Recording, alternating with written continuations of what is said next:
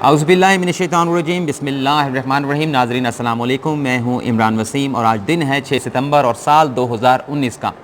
नाज़रीन, 6 सितंबर का दिन पाकिस्तान के कौम, पाकिस्तान की अफवाज यौम दिफा व शहदा के नाम से मंसूब करके मनाती हैं और ये दिन पाकिस्तान की तारीख़ में बड़ी अहमियत का हामिल है। ये वो दिन था जब पाकिस्तान के असली दुश्मन भारत ने नापाक इरादों के साथ पाकिस्तान के ऊपर रात की तारीख़ी में हमला किया और उनका मकसद ये था कि 7 सितंबर को वो लाहौर के ऊपर कब्ज़ा करेंगे और 7 सितंबर की सुबह का नाश्ता वो लाहौर के लक्ष्मी चौक के ऊपर करेंगे और वहाँ पर चाय पिएंगे। लेकिन उसका पाला, उसका मुकाबला, उसका सामना एक ऐसे बहादुर अफवाज से हुआ, एक ऐसी बहादुर कौम से हुआ जिसने उसे नाकों चने चबवाए और ऐसी शिकस्त का सामना भारतीय अफवाज को करना पड़ा इस जंग में कि शायद भारत का वजूद दुनिया से ख़त्म भी हो जाए तब भी वो इस शिकस्त को जो है वो भुला नहीं सकता। और पाकिस्तान के हीरोज़ ने इस जंग के अंदर जुर्रत और बहादुरी की ऐसी मिसालें कायम की कि आज भी जब हम उन बहादुरी की, उन हीरोज़ की बहादुरी और जुर्रत को या उनके जो कारनामे हैं उन्हें याद करते हैं तो एक वलवला हमारे अंदर जो है वो पैदा हो जाता है, जो मोहब्बत, वतन से मोहब्बत का वलवला है और जज्बा है। तो इस वीडियो में हम बात करेंगे एम आलम की, जिन्होंने अपना नाम Guinness book of world record में शामिल किया। 1 मिनट के अंदर भारत के 5 तैयारे उन्होंने मार गिराए। लेकिन उससे पहले हम बात करेंगे मेजर अज़ीज़ भट्टी शहीद की।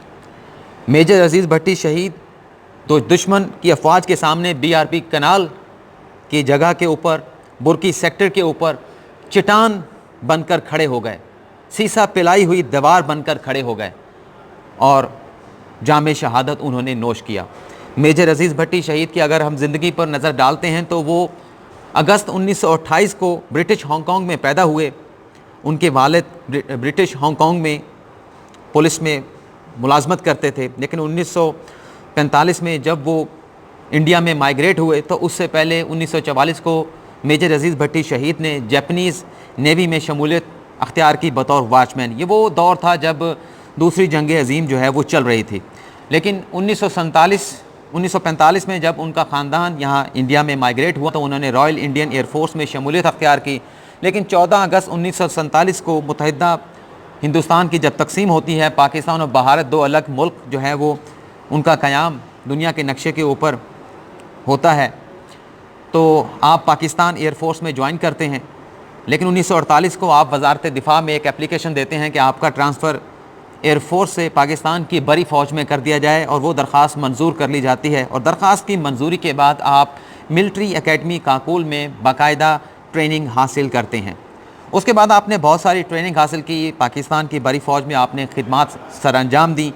लेकिन आपकी जुर्रत और बहादुरी जिसे पूरी कौम कभी फरामोश नहीं कर सकती, वो 1965 की भारत के साथ जंग है, जब भारत ने पाकिस्तान पर रात के अंधेरे में हमला किया और नापाक इरादों के साथ पाकिस्तान के शहर लाहौर में दाखिल होना चाहता था, लाहौर पर कब्ज़ा करना चाहता था। लेकिन आप मुहाफ़िज़ लाहौर बनकर भारत की उस फ़ौज के सामने डट कर खड़े हो गए और आपने पाकिस्तान के इंच इंच का दिफ़ा किया, पाकिस्तान की जो मादरे वतन है उसका दिफ़ा किया और ख़ुद जामे शहादत जो है वो नोश किया। 3 दिन तक मुसलसल आप भारतीय फ़ौज के साथ लड़ते रहे।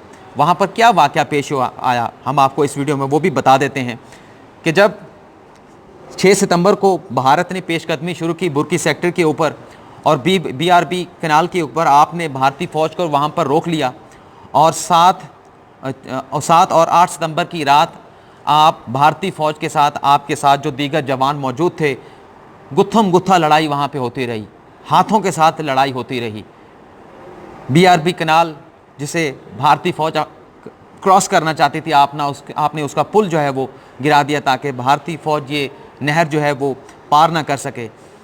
और 3 दिन तक मुसलसल आप वहाँ पे लड़ते रहे भारतीय फ़ौज के साथ। आपको पाकिस्तान आर्मी की जानिब से ये कहा गया कि आप बहुत थक चुके हैं। जब 3 दिन मुसलसल आपने वहाँ पर भारत के साथ जंग की, आप सोए नहीं, आपने आराम नहीं किया, आप थकन से चूर हो चुके थे। लेकिन आपसे कहा गया कि आप अपने घर जाएं, घर वालों से मिलें, आराम करें, आप बहुत थक चुके हैं। तो आपने इनकार कर दिया। आपने कहा कि मैं अपने खून का आखिरी कतरा भी اس ملک کی حفاظت کے لیے بہا دوں گا. اور آپ وہاں پر ڈٹ کے کھڑے ہو گئے. آپ نے کہا, آپ نے پیغام دیا کہ میں واپس نہیں آؤں گا.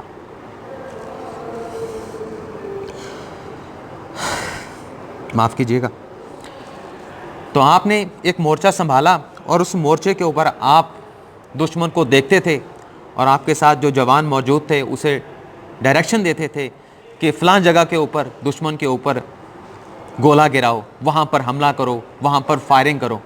اور 10 ستمبر کو صبح جب آپ اٹھے, آپ کو باقاعدہ پاک افواج کی جانب سے کہا گیا تھا کہ آپ اپنا کور جو ہے اس سے باہر نہ نکلیں, آپ محتاط رہیں. لیکن آپ نے کہا کہ میں یہاں پر سب سے آگے فرنٹ کے اوپر لڑوں گا, اور یہاں پر جس خندق کے اوپر ٹھہر کر دشمن کا جو ویو ہے وہ میں بہتر طور پر بہتر انداز میں دیکھ کر ایک بہتر کمانڈ جو ہے اپنی اس فوج کی کر سکتا ہوں.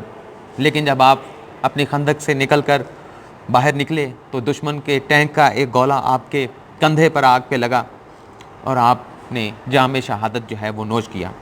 لیکن آپ نے دشمن کو آگے نہیں بڑھنے دیا. دشمن کے ناپاک ارادوں کو آپ نے مکمل نہیں ہونے دیا, بلکہ اسے مٹی میں ملا دیا. اور آج بھی یہ قوم میجر عزیز بھٹی شہید کی اس بہادری کو یاد کرتی ہے, اس کارنامے کو یاد کرتی ہے. اور آج بھی یوم شہداء کی جو مرکزی تقریب GHQ راولپنڈی میں ہوئی, تمام شہداء کو خراج تحسین پیش کیا گیا, بغل بجا کر انہیں سلام پیش کیا گیا. ان کے جو والدین تھے, جو رشتہ دار تھے, انہیں خصوصی طور پر وہاں پر مدعو کیا گیا اور ان کی قربانیوں کو سراہا گیا. اور یہ کہا گیا کہ شہداء کی قربانیاں جو ہے آرمی چیف کی جانب سے کبھی رائے گاہ نہیں جائے گی. اور کشمیر کے ایشو کے اوپر بھی آرمی چیف نے ایک مرتبہ پھر یہ پیغام دیا ہے کہ پاکستان کی تکمیل کا ایجنڈا نامکمل ہے, اور وہ ایجنڈا مکمل ہوگا کشمیر کی آزادی کے ساتھ. اور یہ بھی واضح پیغام دیا کہ پاکستان کسی صورت میں بھی, کسی حالات میں بھی کشمیر کو تنہا نہیں چھوڑے گا, بلکہ ہر حال میں کشمیریوں کے ساتھ ہے. آخری گولی, آخری سپاہی اور آخری سانس تک کشمیریوں کا ساتھ دیا جائے گا. تو ناظرین آگے چلتے ہیں, بات کرتے ہیں MM عالم کی. MM عالم جو 6 جولائی 1935 کو پیدا ہوئے, لیکن آپ نے 1952 میں پاکستان ایئر فورس میں شمولیت اختیار کی.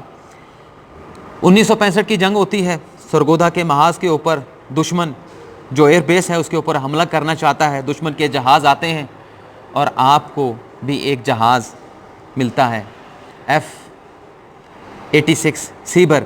آپ اس پر سوار ہوتے ہیں اور دشمن کے 1 منٹ کے اندر 5 جہاز آپ مار گراتے ہیں, اور 5 جہازوں میں سے 4 جہاز آپ 30 سیکنڈ میں گراتے ہیں. اور یہ ایسا کارنامہ ہے کہ آج 54 سال گزرنے کے باوجود کوئی اسے توڑ نہیں سکا اور نہ کوئی توڑ پائے گا.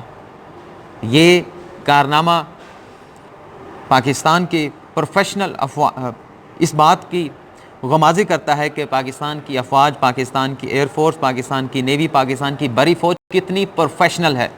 مجموعی طور پر آپ نے اس جنگ کے اندر 1965 کی جنگ کے اوپر سرگودا کا جو ایئر بیس ہے, پاکستان کی جو سرحدیں ہیں, اس کی حفاظت کرتے ہوئے بھارت کے 9 جہازوں کو مار گرایا. 2 جہاز آپ نے بھارت کے ایسے بھی تھے جو آپ نے ڈیمیج کیے, مطلب مار نہیں گرایا لیکن انہیں نقصان پہنچایا, اور وہ بچ نکلنے میں کامیاب ہو گئے ہوں گے. مجھے اس بارے میں کچھ زیادہ علم نہیں, لیکن آپ پھر فوج سے ریٹائرڈ ہو گئے. آپ کو ستارہ جرت دیا گیا. آپ کی اس جرت کو, آپ کے اس کارنامے کو Guinness book of world record میں شامل کیا گیا, جسے کبھی فراموش نہیں کیا جا سکے گا. لیکن 1971 کی جب بھارت کے ساتھ جنگ ہوئی تو آپ کو, کیونکہ آپ کلکتہ میں پیدا ہوئے تھے, تو آپ کو اس جنگ میں جہاز نہیں اڑانے دیا گیا. شاید کوئی ایسا خدشہ تھا کہ آپ بنگالیوں کو بنگالی ہیں اور شاید آپ وہ ذمہ داری جو آپ کو سونپی جائے گی شاید اس طرح سے سر انجام نہیں دے پائیں گے. لیکن پھر آپ 2013 کو اس جہان فانی سے رخصت ہوتے ہیں, کوچ ہوتے ہیں. لیکن یہ قوم آپ کی بہادری کو آج بھی سلام پیش کرتی ہے، آپ کو بھی سلام پیش کرتی ہے، میجر عزیز بھٹی شہید کو بھی سلام پیش کرتی ہے، اور جتنے بھی شہداء ہیں جنہوں نے اس وطن کی حفاظت کے لیے اپنی جانوں کا نذرانہ پیش کیا، انہیں یاد کرتی ہے، انہیں سلام پیش کرتی ہے، انہیں خراج تحسین پیش کرتی ہے۔ اور آرمی چیف کا یہ کہنا کہ پاکستان نے دہشت گردی کے خلاف جو جنگ ہے اس میں بے مثال کامیابیاں حاصل کی ہیں، لیکن کشمیر کے اندر جو ظلم و ستم ہو رہا ہے اس پر خاموش نہیں بیٹھا جا سکتا۔ انہوں نے کہا کشمیر کے حوالے سے، خاص طور پر کشمیر کے حوالے سے، کہ وہاں پر ریاستی دہشت گردی اپنے عروج پر پہنچ چکی ہے اور ہمیں اپنے کشمیری بھائیوں کی مصیبت کا ادراک ہے۔ ناظرین، بھارت نے پلوامہ کا ڈرامہ رچایا اور پھر بالا کوٹ کا اس نے ایڈونچر کرنے کی کوشش کی، اور ایک مرتبہ پھر ہماری پاکستان کی فوج نے اور خاص طور پر پاکستان کی فضائیہ نے بھارت کو یہ سبق دے دیا، بلکہ 1965 کا سبق یاد دلایا کہ بھائی بھول جاؤ کہ آپ پاکستان کی پروفیشنل فوج کے اوپر برتری حاصل کر سکتے ہو، یا پاکستان کی سرحدوں کے اوپر آپ کچھ ایسا ویسا کر سکتے ہو جس کا پاکستان دفاع نہ کر سکتا ہو، یا پاکستان کی افواج اس کا جواب نہ دے سکتا ہو۔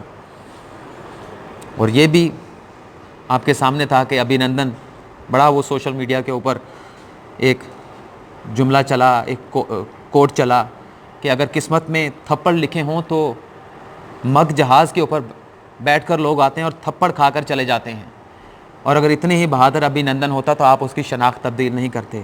پاکستان ایک عظیم قوم ہے، ایک بہادر قوم ہے۔ پاکستان کی طرف دیکھنے والی ہر میلی آنکھ کو جو ہے وہ پھوڑ دیا جائے گا، نکال دیا جائے گا۔ لیکن ناظرین، ہم جہاں پاکستان کے ساتھ اپنی محبت کا اس طرح سے اظہار کرتے ہیں،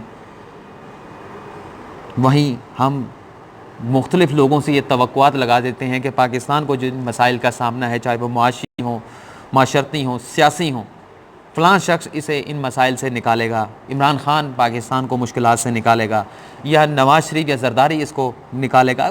ہر بندے کی ایک توقعات ہے، ہر بندے کا اپنا ایک سیاسی لیڈر ہے، لیکن ناظرین اس ملک کو اس مشکل حالات سے اندر ہم نکال سکتے ہیں، کوئی نہیں نکال سکتا، ہمیں خود ٹھیک ہونا پڑے گا۔ پاکستان ایک بڑا شاندار ملک ہے، بڑا خوبصورت ملک ہے، ہر موسم قدرت نے پاکستان کو دیا ہے، اور ہم اس ملک کو چند سالوں کے اندر ترقی کی ان منازل کے اوپر لے جا سکتے ہیں، لیکن اگر ہم خود صحیح ہو جائیں۔ ہم ٹرین میں بیٹھ کر ٹکٹ نہیں خریدتے، ہم بجلی چوری کرتے ہیں، ہم گیس چوری کرتے ہیں، ہم ٹیکس چوری کرتے ہیں۔ جب ہم خود کو ایک قوم بنا لیں گے اور اس وطن کے ساتھ، وطن کے جو مالی امور ہیں ان کے ساتھ مخلص ہو جائیں گے، تو آپ دیکھیے گا کہ یہ خوبصورت وطن، یہ شاندار پاکستان، خدا کے دیے ہوئی یہ دھرتی ماں اس طرح سے ترقی کرے گی جس کا ہم سوچ بھی نہیں سکتے۔ تو ہمیں اپنی صفوں کے اندر اتحاد پیدا کرنا ہوگا، ہم نے اپنے اندر صحیح تبدیلی لانے ہوگی، تو پاکستان کے اندر وہ تبدیلی آئے گی جس کا خواب قائد اعظم نے دیکھا تھا، علامہ اقبال نے دیکھا تھا، یا ہم دیکھتے ہیں۔ تو ناظرین، اس ویڈیو میں اتنا ہی۔